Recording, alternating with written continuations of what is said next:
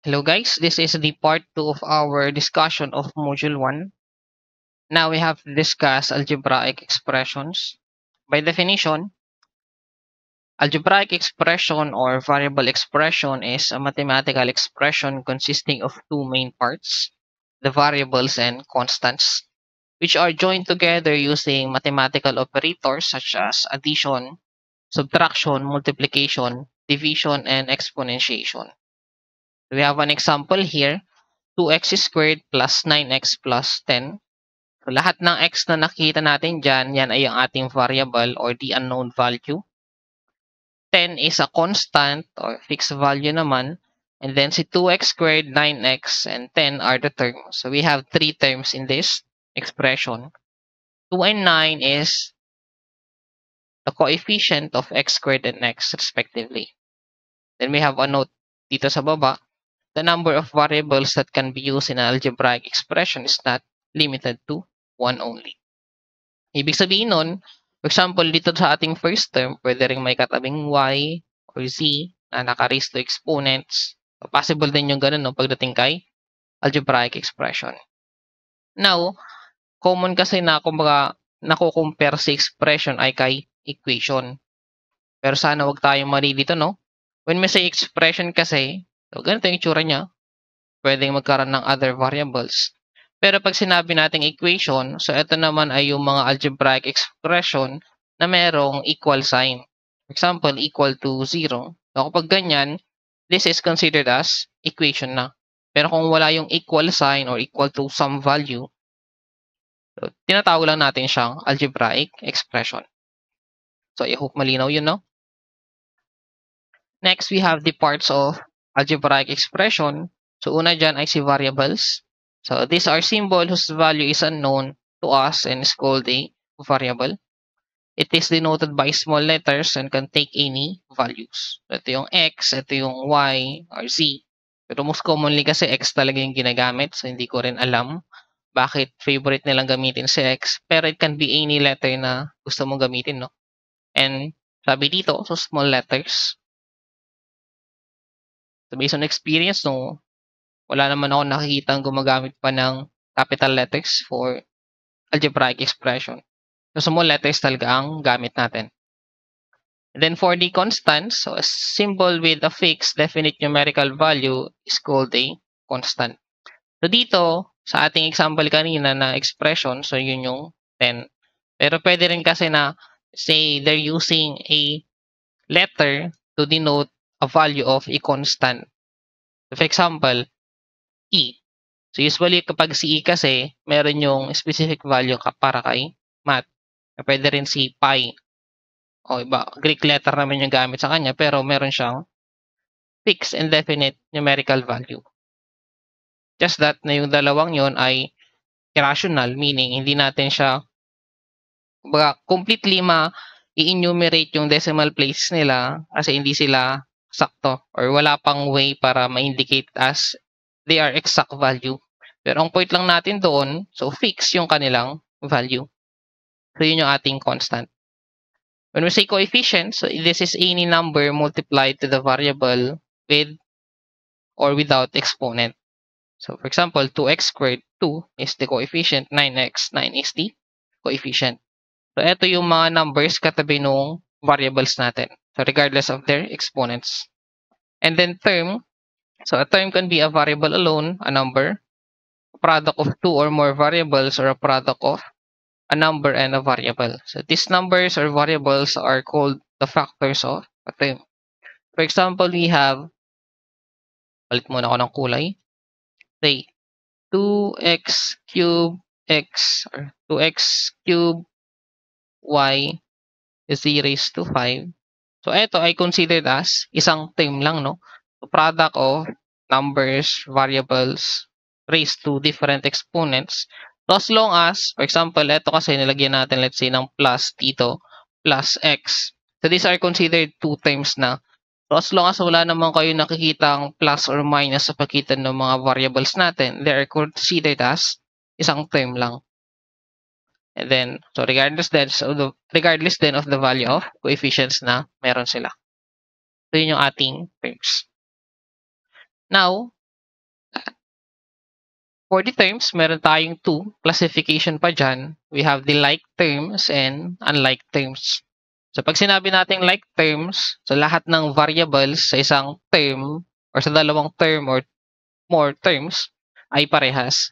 For example, we have 2x squared y. So masasabi lang natin na equal terms sila kapag let's say yung isang term naman ay 3x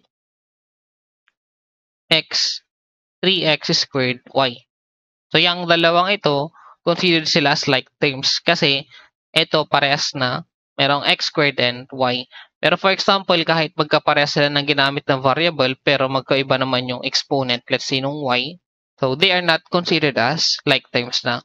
So dito naman sila mag-fall under the unlike terms. So basta ang bottom line natin dito, as long as parehas lahat ng variables, parehas lahat ng exponents ng variable, so they are considered as like terms. Otherwise, they are unlike terms. Now, we have degree of a term. So when we say degree of a term, it is the sum of the exponent of the variables. Then polynomial is linear if it is a degree of 0 or 1.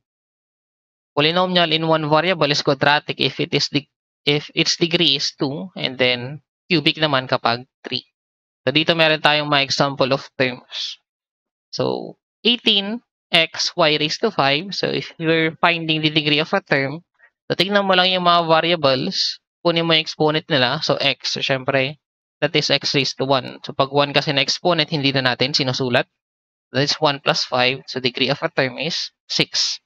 So dito naman, exponent ng x is 2, exponent ng y is 6, exponent ng z is 1. So just add 2 plus 6 plus 1, we have degree of a term equal to 9. So ang tinutukoy niya kasi dito, polynomial in one variable. For example, yung mga eto x lang, or for example, x or just a constant, maybe 5. So yan ay mga linear. So si x kasi possible, for example, say 2x plus 3. So ito ay linear kasi ang exponent ng x natin na variable ay 1. Pero pwede rin, for example, 2x raised to 0 plus 3. So any number of variable kasi raised to 0 is equal lang to 1. So mangyari dito, etong 2x raised to 0 plus 3 natin, yan ay equal to 5. So this is also considered as linear. Ito namang si quadratic. So basta may nakita kayong x squared, or pwede rin y squared. So basta squared yung exponent ng ating variable. So pero take note na one variable lang dapat, hindi pwede for example na x squared y. So that's not considered as quadratic. So, dapat isang variable lang sa isang term natin. Or at least you can arrange your equation or expression such that isang variable lang. Ito naman, kung may nakita kayong x cubed, that is considered as cubic. Meron mang coefficient or wala.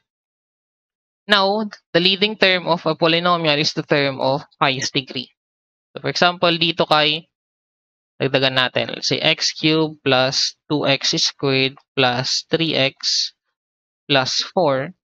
So dito ang leading term natin ay si x cubed kasi siya yung pinakamataas ang degree. And then, pag sinabi naman nating leading coefficient, so ito yung coefficient ng ating leading term. So using this example, ang ating leading term ay x cubed. Ang kanyang leading coefficient naman ay 1. So, yan yung ibig sabihin ng dalawa dyan, no? Basta kung ano yung leading term, so sulat nyo lang ano yung coefficient niya, yun na yung leading coefficient natin. Next, we have types of algebraic expressions. Una dito si polynomial. It is an expression having one or more.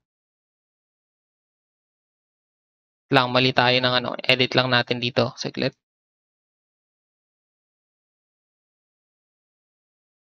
Okay, so tama lang pala. Kala ko typo. So, an expression having one or more than one unlike terms. So, tama lang pala. Kala ko, mali lang ako ng pagkakabasa ng una. With positive integral exponents of variables is known as polynomials. So, dito, it is the sum daw of one or more than one unlike term. So take note of the word na ginamit, unlike. So unlike terms meaning magkakaiba yung variables ng bawat term. So si polynomial kasi, kumbaga ito yung general term na ginagamit natin for algebraic expression. So regardless of the number of terms. So one term, two terms, three terms, four terms, and so on, they are all called polynomial. Pagdating naman kay monomial, ito kasi ay isang term lang or isang unlike term lang basically. So 3x, 4x, yz, 2x squared.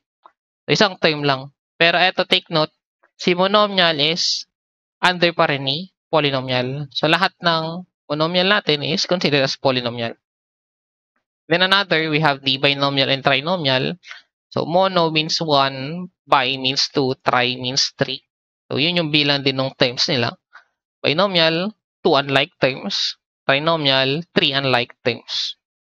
So yun yung types of algebraic expression natin. Pero take note, sabi ko nga, si monomial, binomial, and trinomial are all under polynomial. Si polynomial kasi more like ginagamit siya kapag 4 or more. Kapag di na natin, syempre, mono is 1, bi is 2, tri is 3. So kapag 4 or more, yun na yung tinatawag nating polynomial. Pero itong tatlo na to, so they are also considered as polynomial. So next natin, we have the operations of polynomials. First, we have addition and subtraction of polynomials. So pinaka-step natin dito, combine similar unlike terms by adding or subtracting.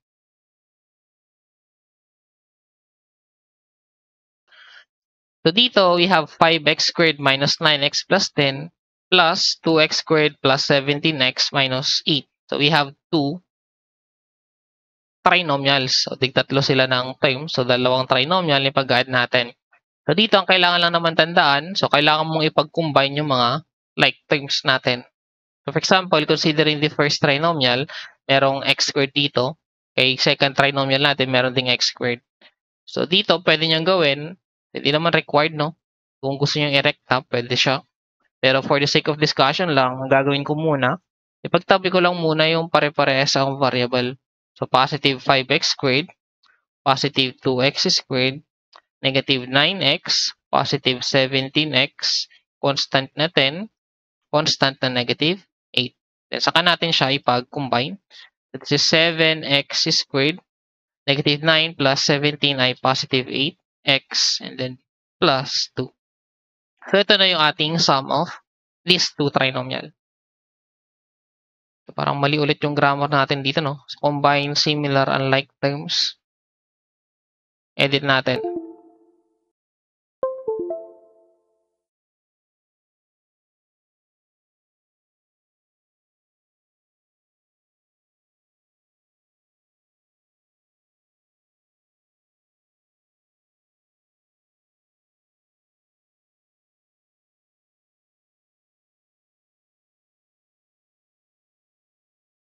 Okay, yan na lang. Combine similar terms by adding. So, ang tinutukoy nating similar terms dito ay mga like terms. Sulat ko na lang.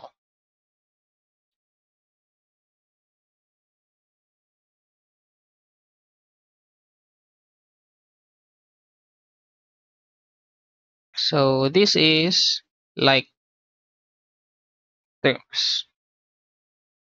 So, yung tinutukoy natin dyan sa ating combined terms. And then next, we have, so sum naman ng 6x cubed, 5x squared, minus 8x plus 9, 17x cubed, 2x squared, minus 4x, minus 13. So, kung gusto nyo pagtabihin muna yung ating magkakaparehas na term, so you can do that. Pero kung gusto nyo namang irekta, so wala namang problema dito. Pero ako, ipagtatabi ko lang muna sila. 6x cubed plus 17x cubed plus 5x squared. So, you don't need to do this solution, no? So, pwede nyo i-recta kung gusto nyo. Ito ay para sa discussion lang naman natin. Plus 9 minus 13. So, negative 6 plus 17. So, positive 11x cubed. Positive 7x squared. Minus 12x minus 4. So, ito na yung sum ng dalawang polynomial natin. Then next, we have sum ng tatlong trinomials. So same, sulat natin, magkakatabi si x squared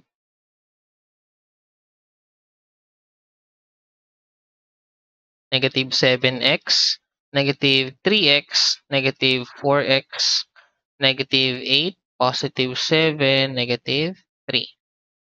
So 5 plus 2 minus 1, that is 6x squared, minus 7 minus 3 minus 4, that is minus 14x, negative 8 plus 7, so negative 1 minus 3 is negative 4. So ito na yung sum and difference of these three trinomials.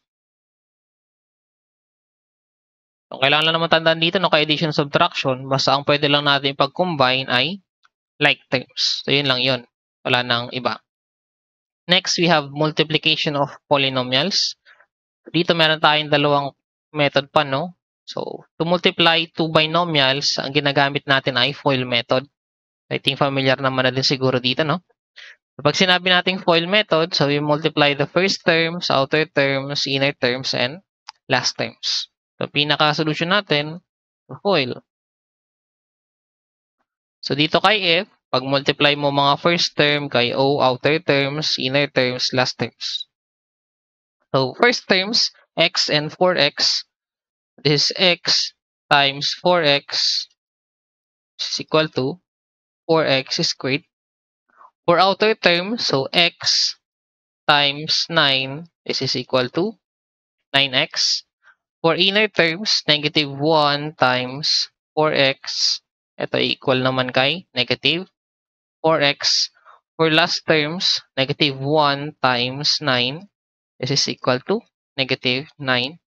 And next step natin ay pinagkukombine si outer and inner. So, pinagkukombine sila kasi they are similar terms or they are like terms. So, parehas na in terms of variable x lang. So, ito ay 9 minus 4. This is positive 5x. Therefore, yung ating product is equal to, lista lang natin, 4x squared plus 5x minus 9. So, ito na yung product of these two binomials. That's the FOIL method. So, meron tayong additional examples dito using FOIL ulit. So, first, outer, inner, last. So, siguro dito rekta na natin, no? So, 2x times 5x, we have 10x squared. Outer, 2x times 3, this is 6x. Inner terms, negative 3 and 5x, that is negative 15x. Last terms, negative 3 and 3, that is negative 9. Then, combine this 2. Ito ay maging negative 9x. Sulat natin yung ating answer. We have 10x squared minus 9x minus 9. So, this is our product. For problem 3 naman, so applicable to, no? Kahit ano pa yung variable exponent as long as binomial na dalawa ang pinagmumultiply natin. So, regardless of the exponent, as long as binomial, so dalawang term ang pinagmumultiply. So, 8x cube times x squared o loss of exponent, parehas na base, pag-add yung exponent. So, ito ay magiging 8x raised to 5. So, 3 plus 2 is 5. For outer terms, we have 8x cubed times negative 5. So, 8 times negative 5, negative 40x cubed. And then, inner terms, so 3 times x squared, this is equal to 3x squared. And then last terms, 3 times negative 5, this is equal to negative 15.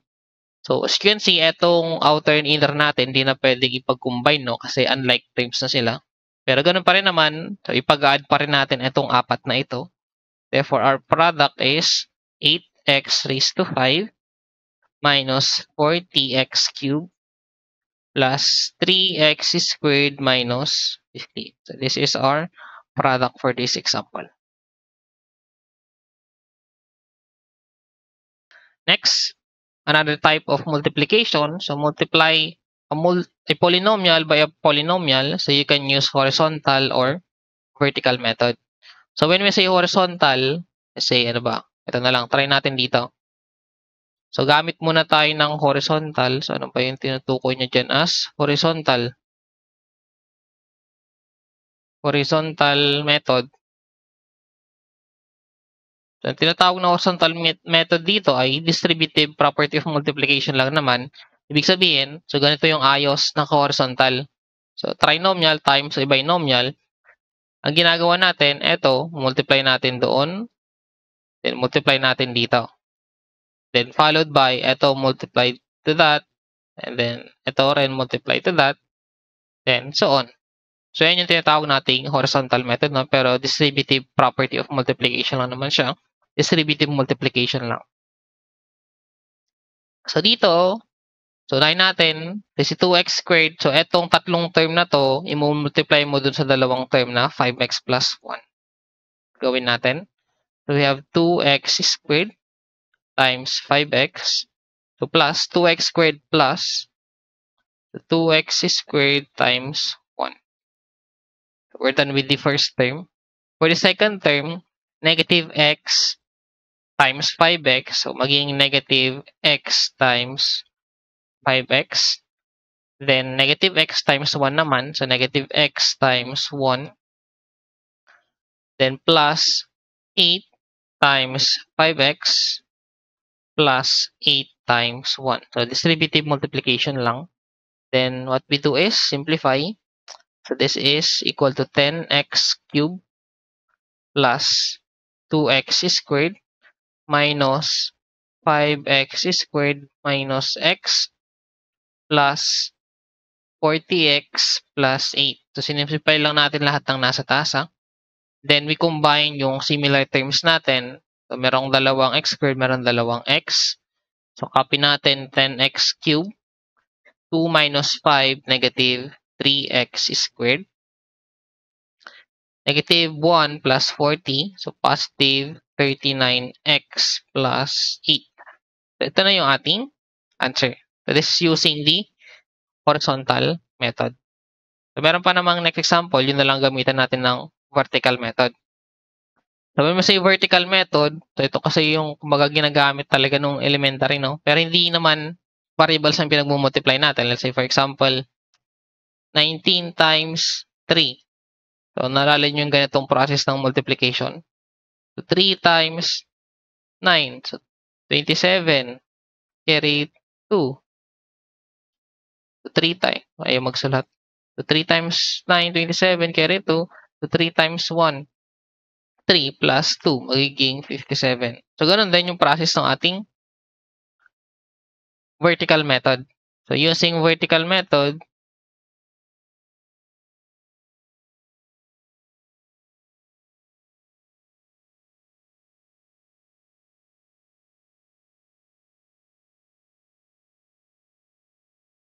so lista natin x squared minus 3x plus 5. So, multiply ka ng 2x minus 3.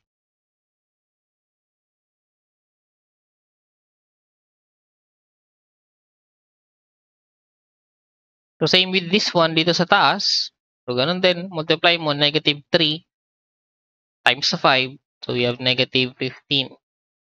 Negative 3 times negative 3x. So, magiging positive 9x.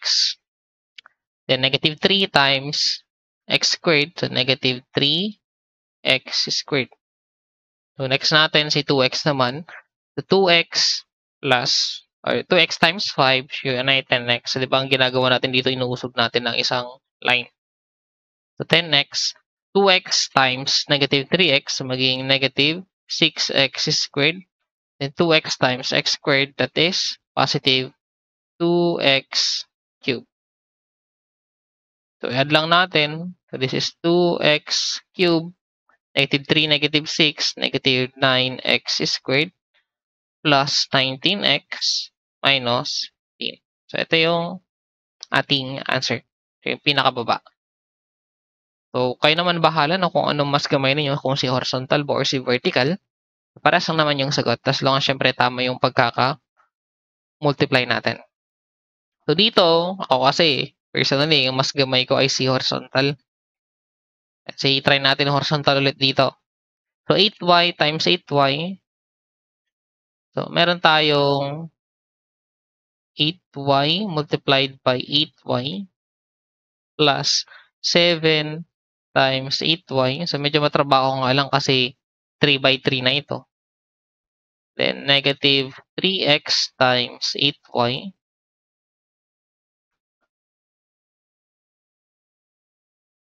Next natin. So tapos na tayo kay 8y na to.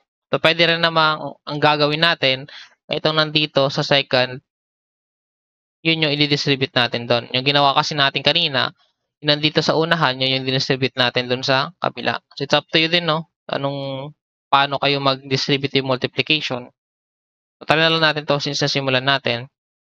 So next, si negative 7 naman ang i-distribute natin. So negative 7 times 8y.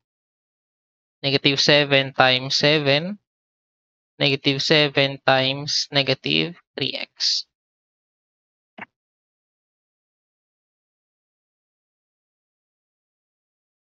Then, we have positive 3x times 8y plus 3x times 7 plus 3x times negative 3x. So, simplify natin. So, bali 9 na terms yan muna. So, 64. 8 times 8 is 64y squared plus 56y minus, so ito tayo, 3 times 8, negative 24xy. Ito naman, negative 56y minus 49. So, negative 7, negative 3. So, positive 21x. So, 3 times 8 ay 24. So, plus 24xy. 3x times 7 plus 21x. Then, negative 9x squared. So, ito, positive, negative, magka-cancel. Ito rin, negative, positive, magka-cancel. So, meron pa bang pwedeng i-cancel? I think wala na. So, ito ay equal to 64y squared. So, sunod na lang natin yung squared din. So, minus 9x squared followed by, so, dalawang 21x na positive. So, ay maging positive 42x then minus 49. So, this is our product for problem number 3.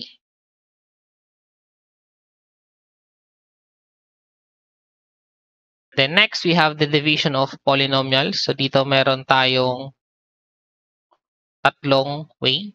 Pero parang pwede nyo naman siyang hatiin sa dalawa lang na method. So, yung long division and synthetic division. Pero dito kasi meron tayong process for dividing polynomial by a monomial. So, divide each term of the polynomial by the monomial. So, ito ay basic na division lang naman. So, divide 2x squared daw plus 10x by 2x. For example, rewrite natin 2x squared plus 10x divided by 2x. So, ang process naman daw pagdating dito, meron tayong polynomial, nagdi-divide ka ng monomial.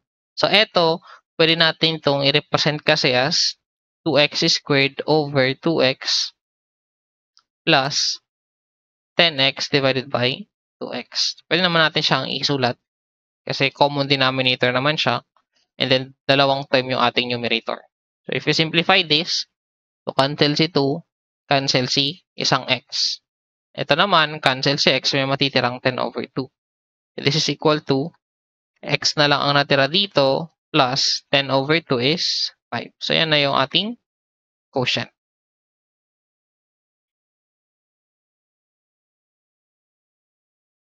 So, we have other examples. So, ito, 6y plus 10x squared y raised to 5 minus 17x raised to 9 y raised to 8. So, di-divide daw natin ng 2x y squared. So, using the same process kay problem 1, so ito pwede mong sulat to as 6y over 2x y squared. So, plus 10x squared y raised to 5 divided by 2x y squared minus 17x raised to 9 y raised to 8. Oops. Y raised to 8 divided by 2xy squared.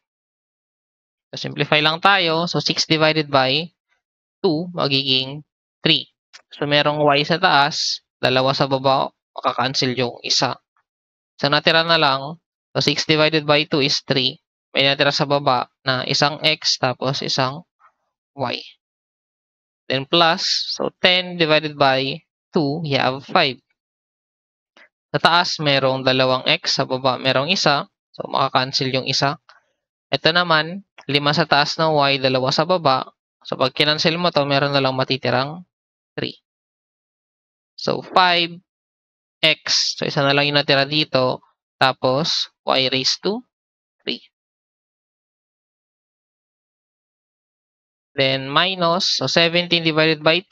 So, pwedeng 8.5. Pero wag nating i-decimal na lang. So, we have 17 over 2. Isang x. So, ito magiging 8. Dalawang y. Ito naman magiging 6. So, di ba kapag properties of exponent, so pag pinag-divide, subtract lang yung exponents natin. So, may natirang, so 9 minus 1, x raised to 8. 8 minus 2, so y raised to 6. So, ito na yung ating quotient. Next, we have division naman of two polynomials using long division. So, kung tandaan nyo pa si long division, parang kayo nag-divide din. Lista natin, di ba? Meron tayong ganyan. Isin lang natin para di pangit tignan. We have x squared plus x minus 12. And then, divide mo daw ng x plus 4. So, ganun din. Ito yung dividend natin. Ito si divisor. So, ang process pagdating kay long division, so dito kay dividend, dapat naka-arrange na yan ng from the highest degree to the lowest. So, unahin nyo si x squared followed by x and then constant. Kung merong x cube, ito yun yung nasa unahan. Same with the divisor na dapat naka-arrange din by degree. So, nasa leftmost yung pinakamataas ng degree. Dito kasi x lang. So, yung merong variable x, yun yung ilagay sa pinaka-left. Pero kung may, say, x squared, so, dito niya siya ilagay. So, basta nasa leftmost yung may pinakamataas ang degree. So, pababa, papunta kay right.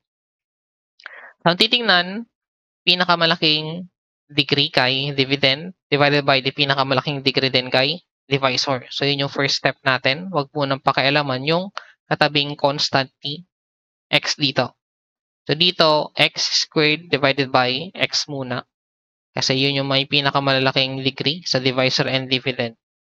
So, x squared divided by x ay positive x. And then, etong x na to, saka lang natin siya i-distribute dito sa x plus 4. So, doon pa lang masasama yung katabing constant. So, x times x, x squared, x times 4x, so plus 4x. Siyempre, ito ay division, so susubtract natin. So, x squared minus x squared, so 0 na.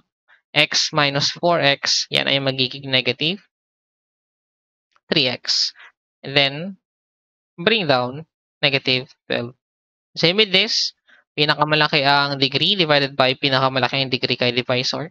So, x na lang dito. So, negative 3x divided by x, that is negative 3. Then, distribute pababa. We have negative 3x. Negative 3 times 4 is negative 12. So, subtract ito. Parehas naman, so magiging 0 na siya. Therefore, kapag kinukuha natin si x squared plus x minus 12 divided by x plus 4, ito ay equal lang kay x minus 3. Or pwede rin, si x squared plus x minus 12, so pwede natin itong i-represent as the product of x plus 4 times x minus 3. So, kumbaga, itong nasa ilalim, Cross multiply lang natin dito. Or dito pala sa unahan. So, multiply lang natin dito sa unahan. So, ang tawag naman natin kapag ganito, itong dalawang to na naka-parenthesis ay mga factors ng x squared plus x minus 12. And then we have additional examples for long division. So, try natin long division pa rin. So, 8x squared plus 6x minus 9. Then we have 2x plus 1. So, process, pinakamalaking degree divided by pinakamalaking degree. So, 8x squared divided by 2x, that is 4x. Then, multiply pababa. This is 8x squared plus 4x. Subtract. So, 6x minus 4x. So, 0 na kasi to. Parehas na 8x squared naman.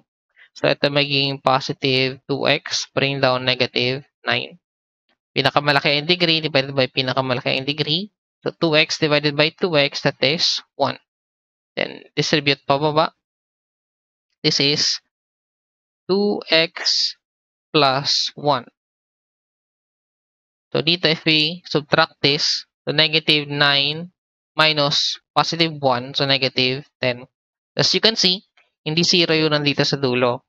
So, pag hindi 0, di ba ang tawag natin doon sa natira dito sa baba ay remainder. Therefore, kung isusulat natin ito, 8x squared plus 6x minus 9 divided by 2x plus 1. Kung i-compare kasi natin to, for example, 7 divided by 2. Diba? Ito ay equal to 3 and 1/2. So, yung 3 na to, yan yung kumbaga saktong-sakto. While yung 1, ito yung remainder.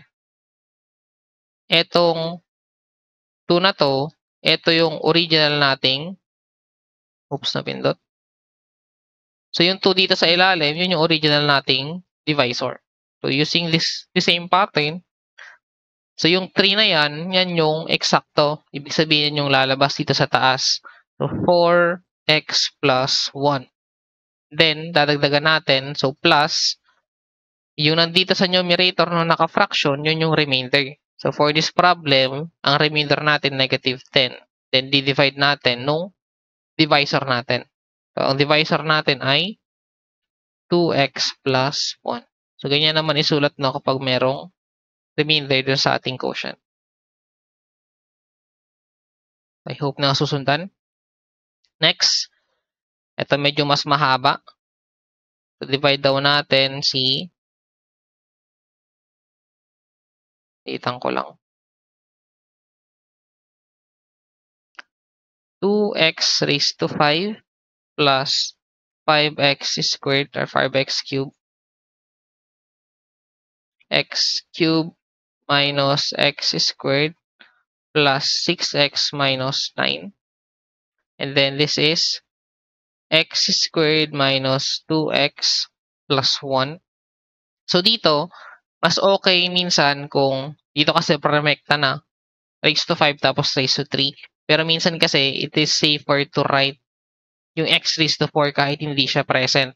Ang gagawin mo lang naman, 0 x raised to 4. So saka mo idadagdag si 5x cubed minus x squared plus 6x minus 9. So, at least para kompleto kasi 0 lang din naman yun kung isusubtract mo. Kung wala naman siyang katulad, edi wala ring impact dun sa ating solution. Pero minsan kasi may mga instances na kakailanganin mo. So, dapat kompleto yung bawat term natin regardless of kapag 0 man yung coefficient ng isang term. So, ang process, sabi natin, tignan, pinakamalaki ang degree. So, that is 2x raised to 5 divided by pinakamalaki ang degree dito sa divisor. So, 2x raised to 5 divided by x squared, that is equal to 2x cubed. Then, distribute natin pababa. This is 2x raised to 5 minus 2x. So, 2 times negative 2 magiging negative 4. So, negative 4x. So, x tapos x raised to 3. So, x raised to 4. Kita nyo dito, may lumabas na x raised to 4. So, kung hindi kasi natin nilagay yung x raised to 4 dun sa taas na 0, so, pamalito kayo dun sa pagsusubtract later on. The next 2x cubed plus, or 2x cubed times 1, so plus 2x cubed. Then, may subtract. So, 2x raised to 5 minus 2x raised to 5, 0 na. So, 0 x raised to 4 minus negative 4x raised to 4. So, minus negative magiging positive. So, 4x raised to 4. 5 minus 2, that is positive 3x squared. Or 3x cubed, sorry. 3x cubed. Ayusin ko nga lang tong linya natin. 3x cubed. And then, bring down negative x squared. So, same process. Pinakamalaki ang degree. Divided by pinakamalaki ang degree. So, this is plus 4x squared. Multiply pa baba. 4x raised to 4 minus 8x cubed plus 4x squared. So, ito ay process ng pinaka-division natin, no? So, hindi na natin sinusulat kasi na-explain in detail yung pag-multiply pa baba. So, I hope na susundan naman yun. Then, subtract. So, 4x raised to 4 minus 4x raised to 4, 0. So, 3 minus negative 8. So, 3 minus negative 8. So, magiging 3 plus 8 na siya. So, 11x raised to 3. So, negative minus negative. So, negative 1 minus positive 4. That is negative 5x squared. Then, last to bring down, or meron pa pala. To bring down, 6x pa pala. So, ito naman, pinakamalaking degree divided by pinakamalaking degree pa rin. So, 11x cubed divided by x squared. So, 11 plus 11x. Then, multiply pa baba. 11x cubed minus, so 11x times negative 2x, negative 22x squared. 11x times 1 plus 11x divided by, subtract. So, 0. So, 5 minus negative magiging positive. So, positive 17x squared. 6 minus 11. So, negative 17x. And then, bring down 9. So, pinakamalaki ang degree divided by pinakamalaki ang degree. So, 17 divided by 1. That is positive 17. And multiply, distribute pababa. 17x squared times 17 times negative 2 is negative 34x.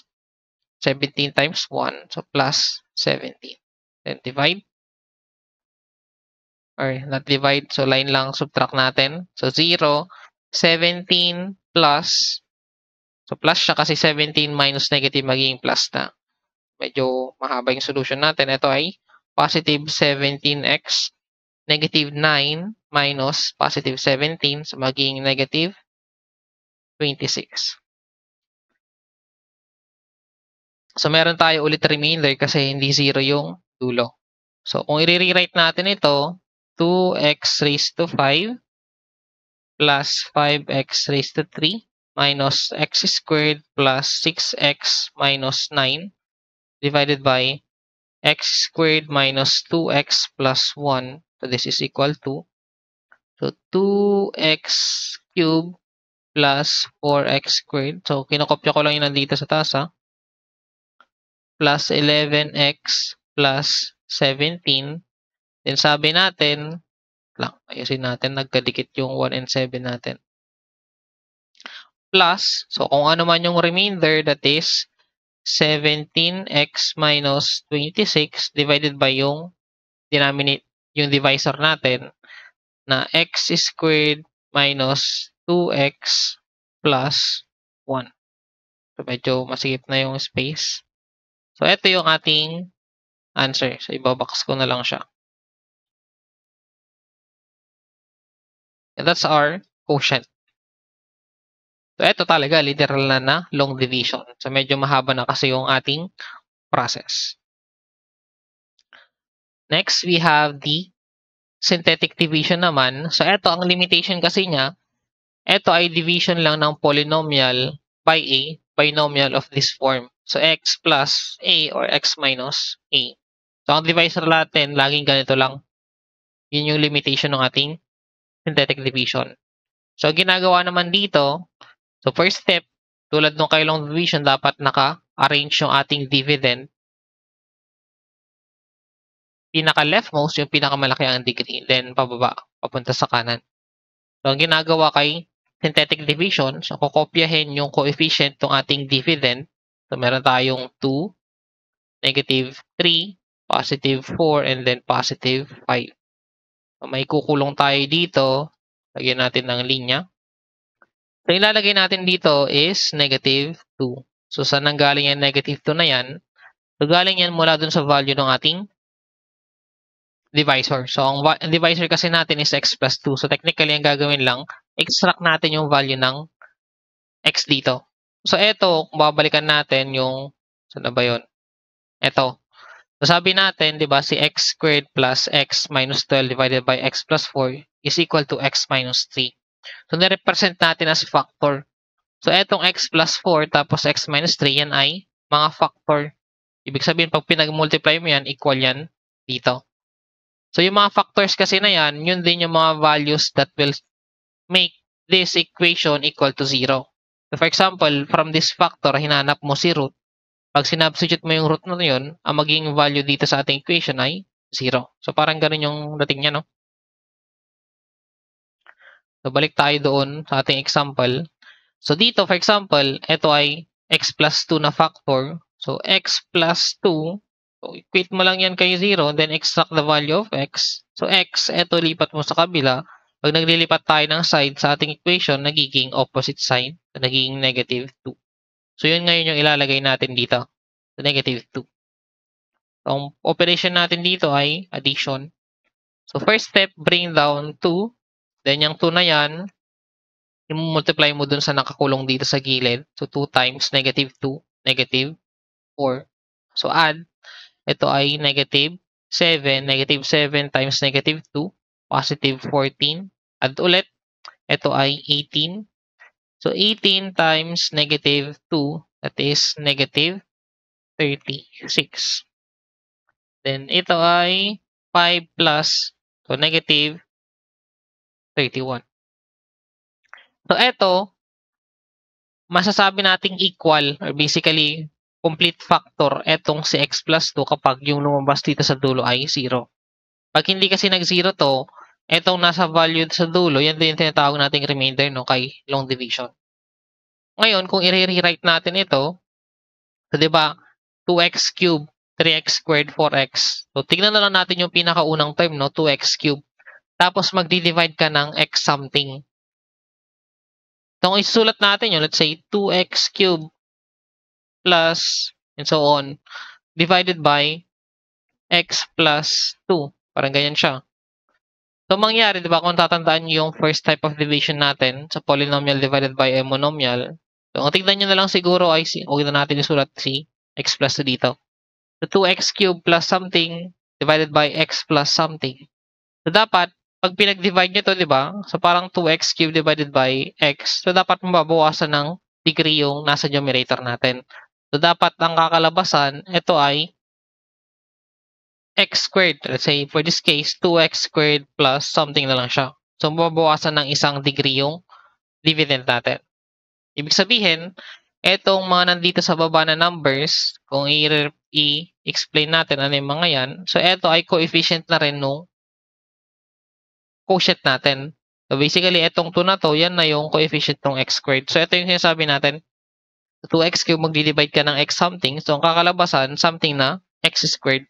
So, ito yun, x squared. Ito naman kasunod, so coefficient niya ng x. So, syempre, x squared, x. So, yung susunod dito ay constant. So, kaya if ever na nag-0 to, ibig sabihin, so, walang remainder. Pero dito kasi meron.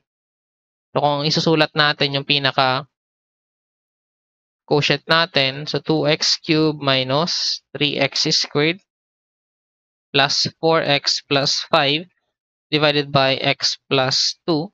Ito ay equal kay 2x squared minus 7x plus 18 minus 31. So, di ba kapag may butal, yung remainder, divide natin ng divisor. So, x plus 2. So, ito naman yung ating quotient dito na meron kasamang remainder.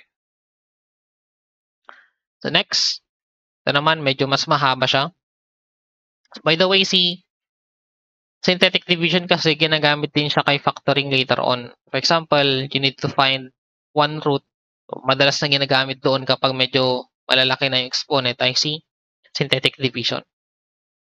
So, process ng synthetic division, naka-arrange na. So, x raised to 5, x raised to 4, x cubed, x squared, and so on. So, kopyahin lang ang kanilang coefficients. This is 5, negative 2, positive 2, negative 3, positive 4, positive 5. So, kulungin nyo dito. So, x plus 2. Pag in-extract natin, x is equal to negative 2. So, negative 2 ang ilalagay dito. Plus, then, first step is to bring down 5. Multiply, negative 10. Ito ay magiging negative 12. Magiging negative 12 times negative 2, positive 24. So, ay positive 26. So, positive 26 times negative 2, negative 52. Negative 52 plus negative 3, negative 55. Negative 55 times negative 2 ay positive 110. Ito naman ay 114.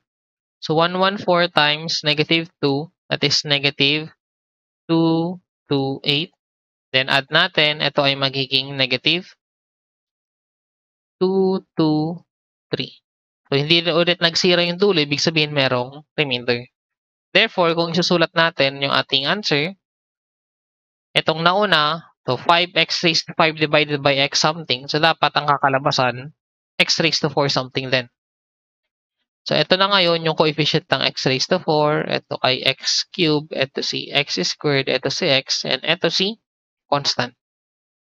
So, ipag-add mo lang lahat ng nandito sa baba, ang ating quotient ngayon ay equal to 5x raised to 4 minus 12x cubed plus 26x squared minus 55x plus 114 minus 223 divided by divisor kasi yan ay butal.